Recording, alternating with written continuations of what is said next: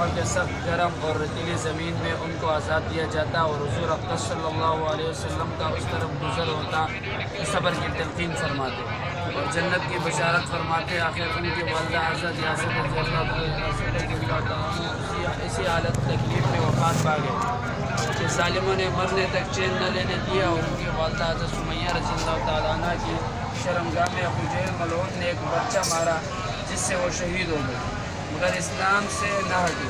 حالانکہ بڑی تھی، ظاہر تھی، مگر اس بد نصیب نے کسی چیز کا بھی خیال نہیں کیا۔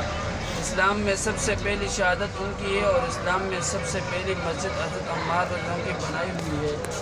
جب حضور اقدس صلی اللہ علیہ وسلم ہجرت فرما کر مدینہ تشریف لے گئے تو حضرت عمار رضی اللہ تعالیٰ عنہ نے کہا کہ حضور صلی اللہ علیہ وسلم کے لیے ایک مکان سایہ کا بنایا جائے جس میں تشریف رکھا کرے، دوپہر کو آرام فرما لیا کرے اور نماز بھی سایہ میں پڑھ سکے۔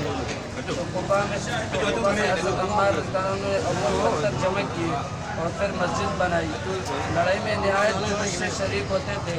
ایک مرتبہ مزے میں آ کر کہنے لگے کہ اب جا کر دوستوں سے ملوں گا، محمد صلی اللہ علیہ وسلم اور ان کی جماعت سے ملیں گے۔ اتنی میں پیاس لگی اور پانی کسی سے مانگا، اس نے دودھ سامنے کیا، اس کو پیا اور پی کر کہنے لگے کہ میں نے حضور صلی اللہ علیہ وسلم سے سنا کہ تو دنیا میں سب سے آخری چیز دودھ پیے گا۔ اس کے بعد شہید ہو گئے۔ اس وقت 94 برس کی عمر تھی، بعض نے 1 سال کم بتلائی۔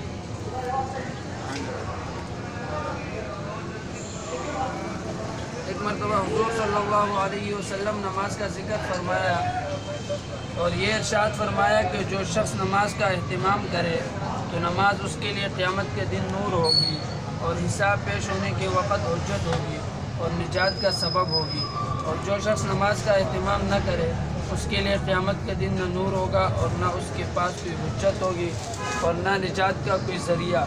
اس کا حشر فرعون، حامان اور ابی بن خلف کے ساتھ ہوگا۔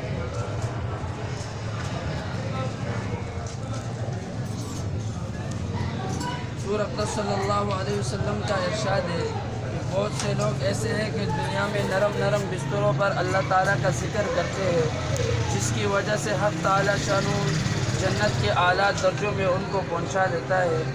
حضور اقدس صلی اللہ علیہ وسلم کا ارشاد ہے کہ جو شخص ذکر کرتا ہے اور جو نہیں کرتا، ان دونوں کی مثال زندہ اور مردے جیسی ہے کہ ذکر کرنے والا زندہ ہے اور ذکر نہ کرنے والا مردہ ہے۔